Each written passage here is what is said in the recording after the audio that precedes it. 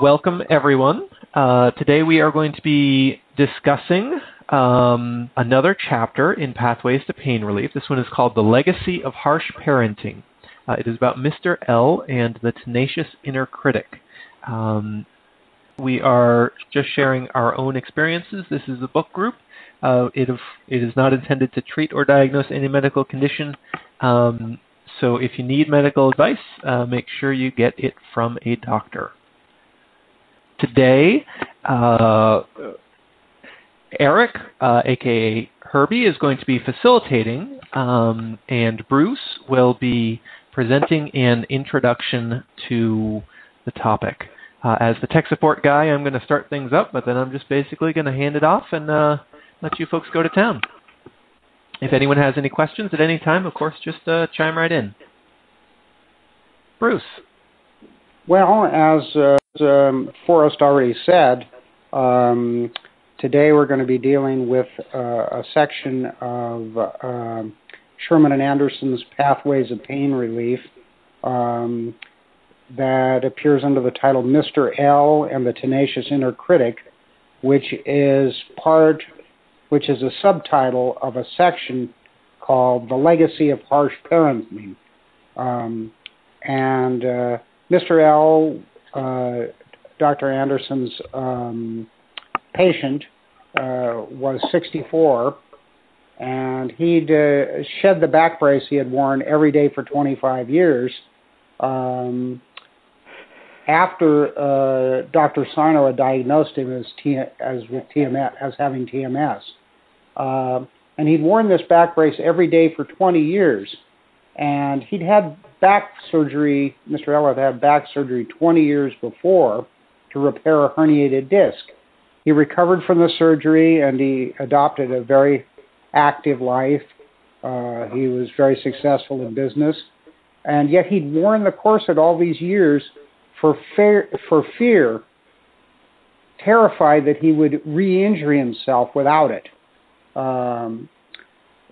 So he began individual psychotherapy on a once-a-week basis with Dr. Anderson 5 months after receiving a TMS diagnosis from Dr. Sarno in October 2006. One of the first sessions that Mr. L had with Dr. Anderson established the tenor, the underlying symbolic content behind, emotional symbolic content behind his behavior and his TMS back pain. And it came out that his father, who had died in 1993, had informed him at age 18 that his father was a bigamist. And you notice that Mr. L banished his father from his life, and he did not speak to him for 25 to 30 years before he died. And during the first half year of therapy, he told Dr. Anderson about how competitive he had been with his father. And this quote stands out. His father consistently, ruthlessly, made him feel like a failure if he noticed him, or like he didn't exist at all. As I listened, Dr. Anderson listened, I could easily sense the impact of his father's narcissism on Mr. L's self-esteem. Let's see, I've shifted the page here.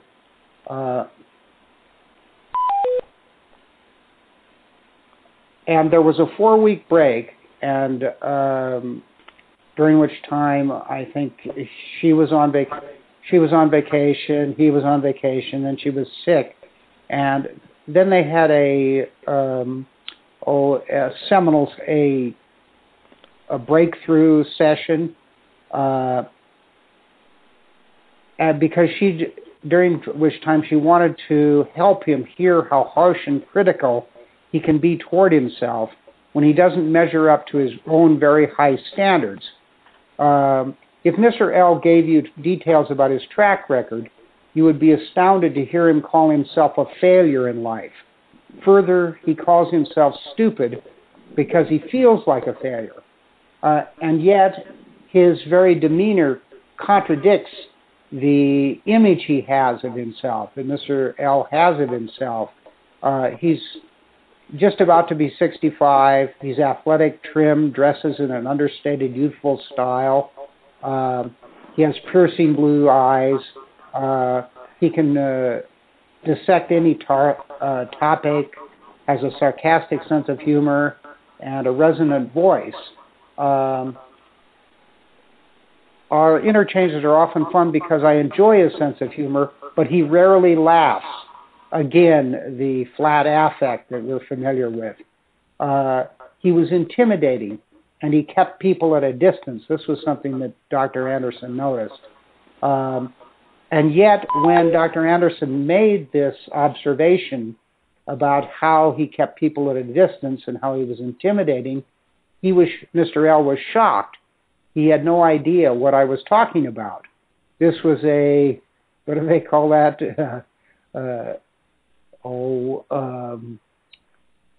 Insight and blankness and insight. This was the blank area. This was what he hadn't examined. Tell us a little bit more about blankness and insight. I'm not familiar with that idea. Oh, that's Paul de Man, the French philosopher. Blindness and Insight, that's his famous essay. And he talks about how it's what you don't see and what you don't hear, that what a psychoanalytic modern consciousness can find beneath the surface. It's what you overlook. It's what you don't state. The insight and the insight is founded on the negativity underneath it. It's very existential, as you might imagine. Paul de Man's an existential new wave philosopher. He just died a while ago. He's very influential. He talks about how modern artists are always unhappy because they can never create something that's real like nature. So they're always longing to create a poem that's going to be a thing. But taking it to TMS, it does kind of remind me about how for kind of alexithymia, which is a common thing in TMS, not being able to connect with one's emotions is what alexithymia means, is we just don't know about the emotions. We just aren't aware of them. Or I guess that's maybe even in the nature of repression. Yes, that's the word that occurred to me. Okay. That's the first thing I thought about was repression. Blindness and Insight, that's the name of his essay. Yeah, it's the things that you're blind to that create those moments of connectedness where you do have insight. The insight is founded on what you don't know.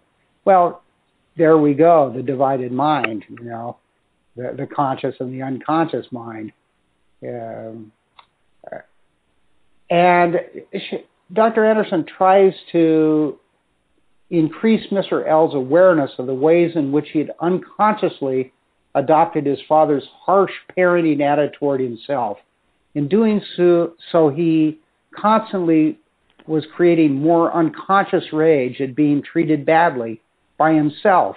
And that's why, after many years, the reservoir of rage, to borrow Dr. Sarno's term, had began to overflow, and he had TMS symptoms. And I believe at the end of the story, the end of the session, Mr.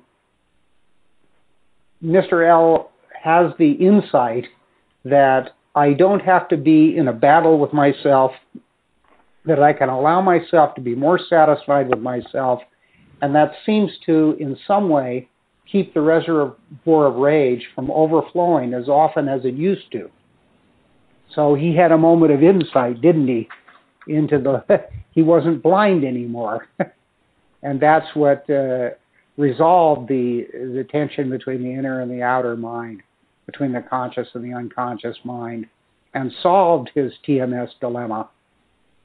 So, to make a long story short, that's the story of Mr. L. Yeah. Were you going to say something, Eric? Did I just hear your voice? This is like, complete awareness. This is like the first time that I understood TMS. And I'm sitting there washing dishes. And while I'm washing the dishes, I got this inner critic going on in my head saying, well, you should have done this and you should have done that. And then, the id and the superego is up there arguing, and I'm judging myself, and I caught it, and I caught it, and I'm like, what's going on here, because and I hear a lot of that in the story, but it was also something that first happened when I first started learning about TMS. It was the awareness of that let me know that there was a lot more going on inside my head than just me thinking for myself all the time consciously, Well, I think Mr. L has a moment of insight when I think that's on location 2364. It's when Dr. Anderson reminds him, and he recalls, Mr. L recalls that we had discussed that he treats himself the way his father treated him. So he's always under his father's harsh judgment, and then he's behaving that way himself, unconsciously. That accounts for his intimidating manner to others that he's not aware of, the blindness again. And he'd always feel better like when he went on a vacation, and then he'd come back, and I guess it was like the stressors that was back at home or work or whatever he was doing, it would bring him back home. It was Manhattan. Home. When he was in Manhattan, he had to work, and yet he was retired. And he was approaching retirement or had retired. And he had a lot of interest in Manhattan, but Manhattan signaled accomplishment. He was still under his father's dictatorship there. Yeah. But when he would go away on vacation, then he could just be himself. And he went asymptomatic then. But back in Manhattan, the work switch went on. And the inner critic came out again. The inner critic came out again. He was back with Dad. Oh. This was the arena, I guess, where he'd worked this stuff out for years, being the perfect businessman. He was, and also when the inner critic came out, the pain would come on, correct? I mean, that's the way the story went, right? Yeah, I think so. More of it. He would actually be in less pain on vacation and more pain when he came back to Manhattan. But I think it's because he wasn't conscious of it, too. Correct. That's when it exercised its sway over him. Once he had a moment of insight, then it lost its hold on him. This new knowledge short-circuited that process. Was you going to say something for us? Thank you. I was just going to ask if I could have the floor since you're facilitating today. Mm-hmm. I was going to say, I liked how she used the term rage, and often the word tension is very natural to me. Like you can feel, like when I think about Mr. L, I think of tension. But Dr. Anderson used the term rage, and I thought that was a good way to understand how rage works in TMS, in that it is enraging to be so hard on yourself, and I think that's an easy sentiment to relate to. How he had this inner voice yelling at him, and it enraged him. It reminds me a lot of Alan Gordon's Inner Bully. Inner Bully. Yes, and then again, I remember when I was just in my teenage years, and all the times that, like, say the teacher would say something or catch me doing something wrong, and I would have this, I guess by then, maybe it was the id then, and it was just tearing me up and just making me feel like, nothing. But, there I am washing the dishes one day at 38 years old, and I catch it. So, whether it's the id or the superego, some people call it the ego, all three of them, a lot of us don't know it's there, this inner critic. A lot of us don't know it's there until we, hear something like what we're speaking about right now and stumble upon it, stumble across it. And little do we know, getting this inner critic calmed down, through meditations or whatever it might be, is a way to stop pain in our bodies. It's amazing. It's a miracle.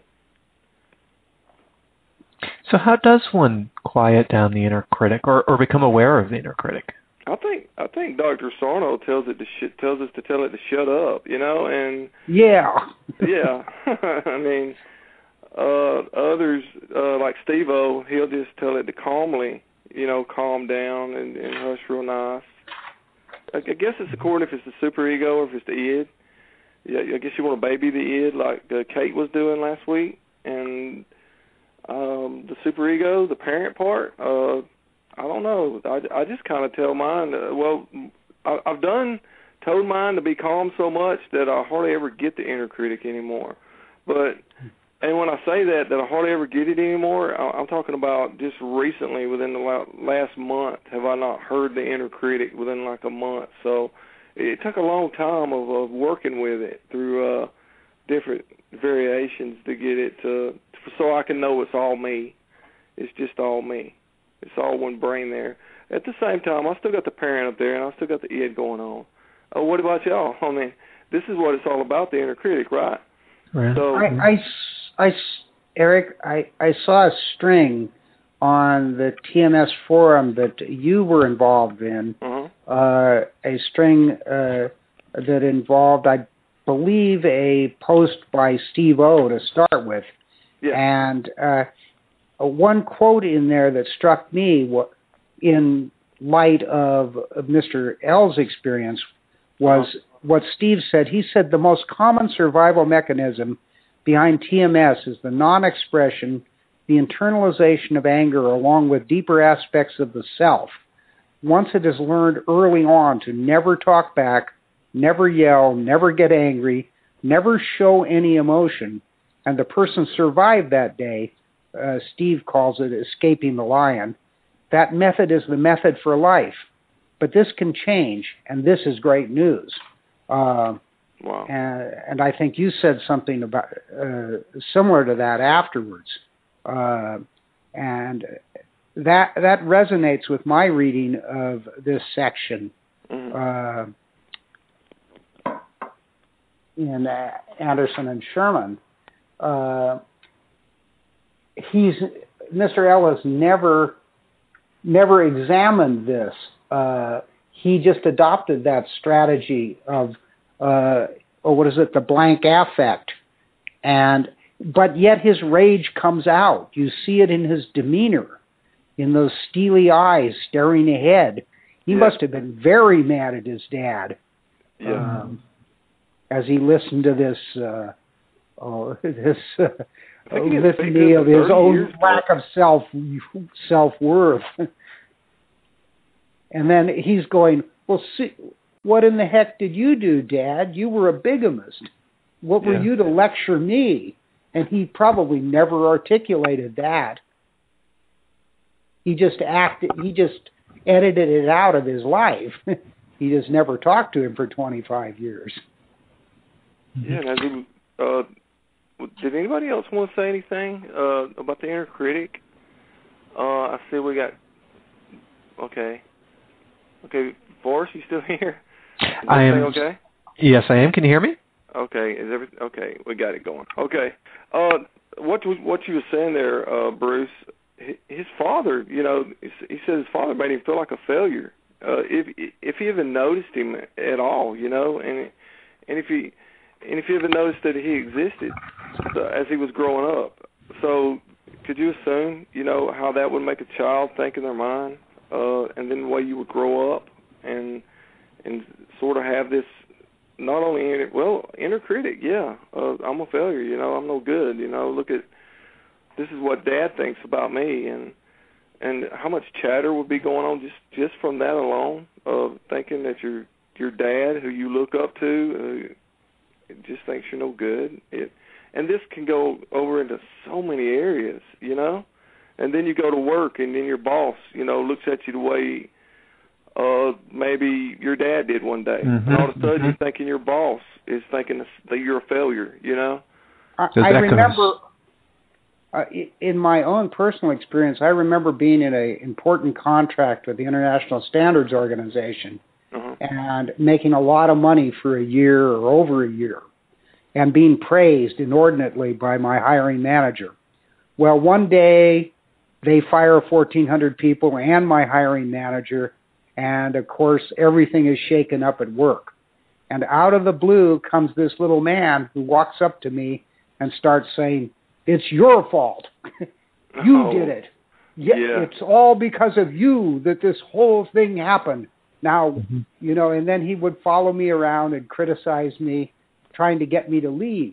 But I explained to him that I'm under contract with the agency and I have to keep coming into work. But he would follow me and dutifully insult me, and then have me in for private meetings where he'd browbeat me. And one day I had the epiphany. I realized the reason I was taking this was because this guy's criticism reminded me of what my dad did to me. Correct. And then I saw through the charade. I saw through the facade. I realized that every time I'd had a boss who criticized me and I took it, it was really the same as sitting next to Dad while he browbeat me and told me I was worthless. And that's why I would take it. I'd learned that.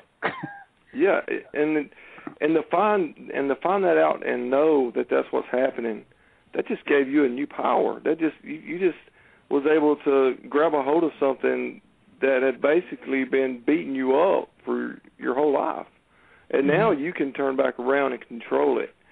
And that's an awesome part of this story about the inner critic, is that we can get the inner critic under control somewhat to a degree. The irony is, though, this is the kicker. If I had just told the guy to shove it and walked out the door, rather than letting him lead it into human resources and get me booted, I would have been called back by another hiring manager who got the assignment 2 months later and would have been right back in there making money. But because I adopted the strategy that I had with my father, the dysfunctional strategy of taking it and suffering, therefore I was banned from the place and couldn't come back. And it just shows how you learn these inappropriate behavior patterns when you're a child. These immature behavior patterns that you've adapted to deal with superego figures, and they're not always real. They're not always the most efficient ways of going about things. Correct. You know, my superego self-defeating. Yeah. I think that what I'm learning out of all of this, both today and just different things I've been doing for the last few months, is that it's really a management problem. It's not like you could do without the inner critic, because, I think we all know a few people who could, they may be paralyzed by their inner critic, but it's a guidance system. Need one that's participating, in their life. And so I think what we have to do is we just have to become rational beings. You know, we have to say, no, obviously now we need some fun, and let's not overdo it. Let's be sensible. Let's remember our standards, but let's let go for a while. I mean, I think we're a very complex creatures, people, and and we're never, ever, I think the thing that I have to get through my head is I don't know where I got it from, that you can be perfect. Maybe that did come from my parents. I wouldn't be surprised. They were, massively imperfect, but somehow I was supposed to be perfect. So I figured that one out when I was about 8 years old. No, this is not working. But somehow there's some residual thing there, is that I'm supposed to figure this all out so that I just behave in a perfect manner. I know what to do in every given situation. I don't ever make a fool of myself. I don't ever, insult somebody either inadvertently or on purpose. I follow all the rules, right? Miss Prim. Completely impossible. And B, goodness sake, why would you want a life like that? So that's what I'm working on here, is just getting to know all these characters and trying to be a good manager for myself. It's very interesting the way that you talk about the characters and how the different characters come up. It reminds me of, you've kind of been teaching us on the forum about internal family systems. And so we were talking about how to handle the bully, the internal critic. And it reminded me, I listened to one of those links that you shared with us from YouTube, and he talked about, the founder of IFS talked about just asking the internal critic to step back. So he said that if you yell at the internal critic, then that almost empowers the internal critic. It gives them strength to fight back. Whereas if you just ask it to step back, and if it doesn't, you say, okay, why? What's protecting you? Then maybe you can ask that other thing to step back. I thought it was interesting about, Yeah, that's the gist of management, isn't it? Because if you're managing a group of people, sometimes people are going to come to work and they're having an off day and things are not great, and you can't just tell them they're stupid and to get out of your way. I mean, you have to manage people, and it's the same thing with ourselves.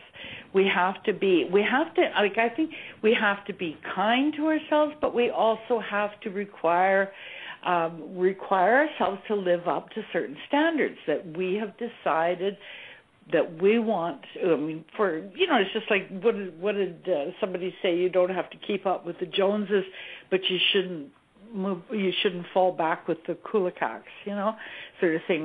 We all have to decide where we stand in life, and we have to try and orchestrate that into a life. And of course, obviously, a baby doesn't know any of this stuff, and they learn some wrong things. They have to spend the rest of their lives unlearning.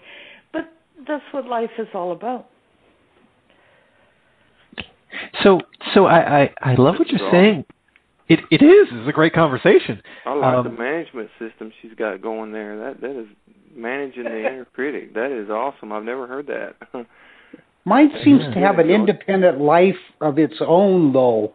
It's like when I'm not achieving or I'm not getting something done, and I'm facing existential isolation or whatever, then the internal critic will come bouncing up into my head and start this argument.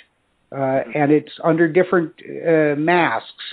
Sometimes it's the guy in the contract, and then sometimes it's the old head of field service who didn't like me, and then sometimes it's the woman down at therapy who used to unload on me, and then it's never Dad though.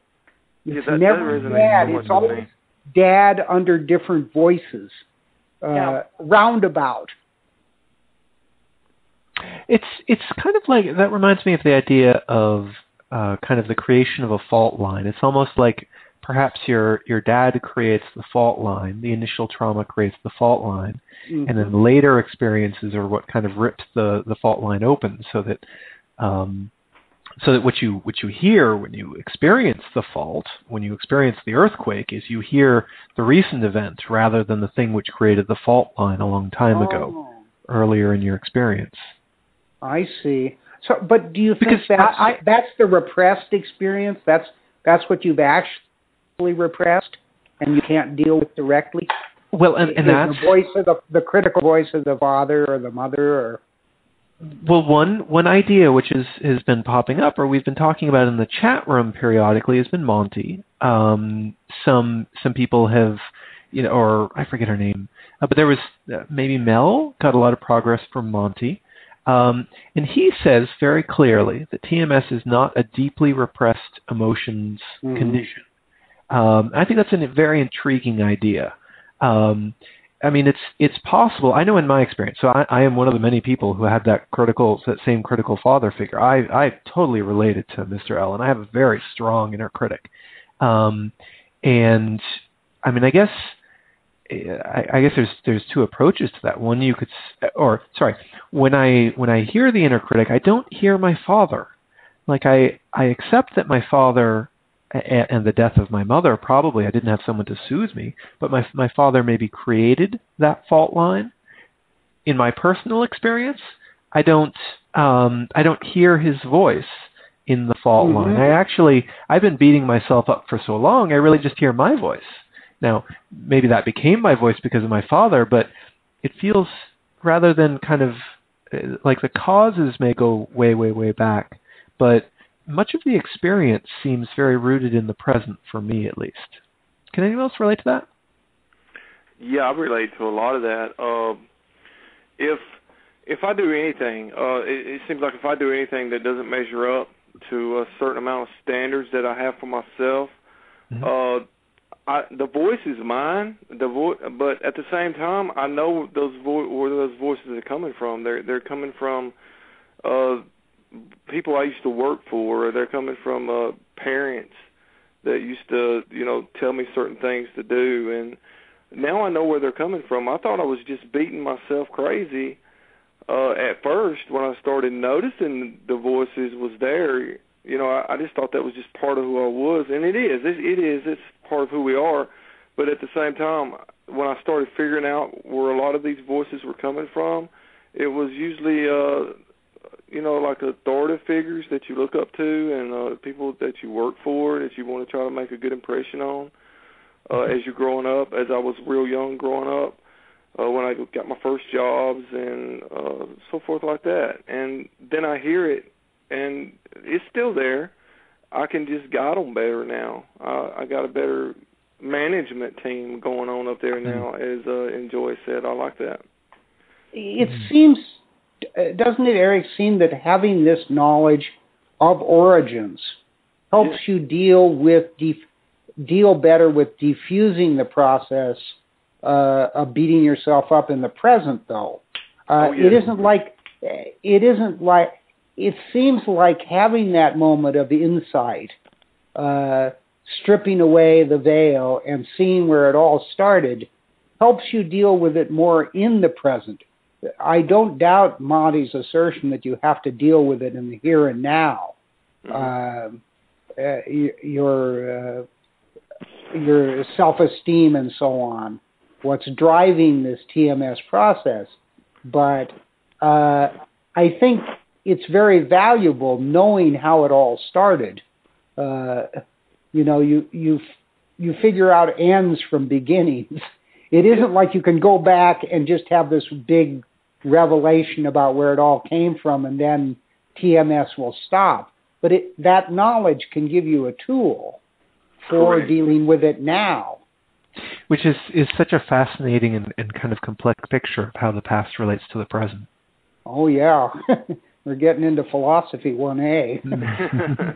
I think we also have to remember that that babies have an enormous ability to rage even before much of anything happens to them. If you've ever had a newborn baby in the house and it decides it's hungry, right? And you don't feed it instantly, you've got quite the little handful of rage on your hands. So we're born and, our diaper needs changing or it's just lonesome or whatever. You really have to pay attention to babies because they get really snarly really fast. And so I think we're born with that. We're born with that capacity to really profoundly dislike everything that isn't exactly the way we want it. And so, we come up against the world, which, frankly has very little interest in what we want. And of course we're going to have rage.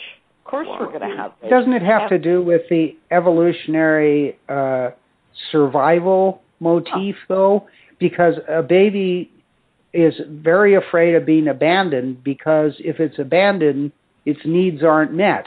And we all share that fear of abandonment, and situations that produce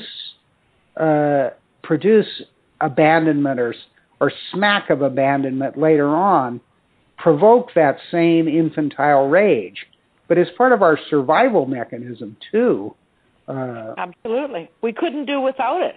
So we're not trying to get rid of the rage. We're not trying to get rid of the inner critic. We're not trying to get rid of any of it. What we're trying to do is manage it. Like, I've been looking at voice dialogue, which is kind of another similar part psychology. Hal and Sidra Stone from California. They've been around forever, and I really like the concept that they offer of developing an aware ego that kind of runs the show, right? Okay. Because then all these feelings, all that makes us who we are can be itself, but somebody with some rationality is in control. Is not exactly in control in the sense that there's some kind of puppet master at all. It's more like a group of people functioning with respect for everybody. Everybody gets heard, and we decide together what to do. But, there's always a leader in every group. And that's what the Stones call the aware ego, who develops over time. They think that we don't have that in the beginning, but we gradually become more and more aware of who we are and what we are and how we function. And eventually it becomes, there's a oneness there, there's a unity. And isn't that what we're all looking for, is not to be fragmented and fractured? It sounds like... Eric is so polite. I'm dying to hear what Eric was going to say. Well, at the end of the story, I think he came to the conclusion, as Joy was just talking about, and as Bruce had mentioned, he doesn't have to be in the battle with himself anymore. He became aware of that. He became aware that he could allow himself to be more satisfied with himself. And I could have summed it up with just the word awareness, but at the same time, the way they put those two clauses together, that he didn't have to be in the battle with himself anymore. And that right there, it freed him up. At 60-something years old, it freed him up from that chatter or that talk in his head from his dad for all those years. And I'm sure, over the years, it had multiplied, the pressure had multiplied of the inner critic, had multiplied and made it real bad in his back or whatever. I think when he saw Sarno, it wasn't long and he had got to feeling better, correct? So Sarno made him feel better. Sarno soothed him. And then when he would go on vacation, he would be soothed. But then at the end, Dr. Sherman, correct? Anderson. Is this Sommer Anderson? Okay. I'm sorry. Frances Sommer Anderson. Okay, Dr. Frances Sommer Anderson. Okay, what she had done was allow him to come to an understanding of basically what Enjoy was just saying there about the, what was you calling that, Enjoy? Something awareness? It was like a higher awareness. They call it ego, ego awareness. Ego awareness, okay. Ego being, in their mind, the part of you that's the real you, your real self.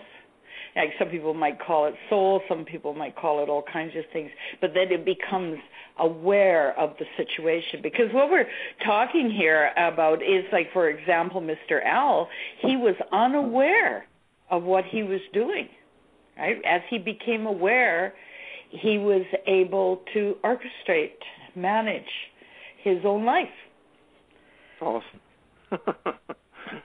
But Bruce brings up some good topics that even now, even when we know that, this inner critic can be controlled, it has still come back and slap you upside the head sometime. Am I not telling the truth? Guys, does your inner critic sometimes just get you down? Mm-hmm. Sometimes? Am I right, Bruce? It does to me. Yeah, exactly. It's like, I'm sitting alone at night and everything should be calm, and suddenly there's this voice there saying, you're not good enough. You need to do more. You're faking it. Yeah, I totally know what you're saying. And with that, go ahead. Mr. L reports that having an intellectual understanding that TMS is caused by the reservoir of rage is not the most difficult part in his cure. The hard part is accepting that whatever the circumstances that you have brought you to this point, your TMS is in large part due to the idea that, quote, you are not happy with yourself and that you are not accepting of yourself, unquote. And that's the revelation that really, really helps Mr. L. That he's just plain not happy with himself due to this divided mind, this conflict he's having all his life with his dad, between the way he appears. He's adopted so many of his father's traits, that the hard, craggy experience, hard, craggy look, the penetrating eyes, the self-critic. He's just not being kind to himself. Yes, he wasn't accepting himself. He had all those voices from the dad, the internal critic. He had very high standards, and when he didn't get to meet them, he was so harsh on himself.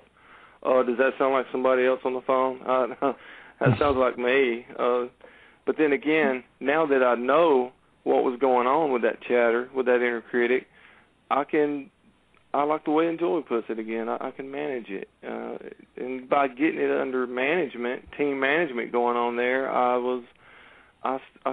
began the healing process, Yeah, well, he did. I didn't eliminate it now, because it's there for a reason, correct? I mean, it's there to guide us, With Mr. L, it wasn't just chatter, though. It was like his whole body had become his dad and that inner critic. Yeah. The way his deportment, the way he handled himself, the way he intimidated people. Yeah, he even gave the doctor, Frances Sommer, that look, and she felt that in the story. And didn't she? That was what she mentioned. She winced. Yeah. And I'm like, wow, I have seen that look before myself. As I was reading the story, I had seen it look before. I'd probably given it a few times, Oh yeah. What was you gonna say something, Forrest? Well, I was going to say that I was thinking we should probably wrap up because the chat room. So I was going to suggest that you could bring us to an end at some point. Okay. Yeah. Well, again, it was a talk about Mr. L and the inner critic, and I'm sure we all got something from this. Everybody's got it, and the best thing to do is just do your best to soothe it, get it under control, let it know that you're in control, as Joy said. But at the same time, as Bruce and I and Forrest was talking, it's going to come up and it's going to be there sometime, and you have to just learn acceptance sometimes. But that's the discussion group for today. Next week at 2 o'clock, we'll crank it back up and talk about some cool stuff again.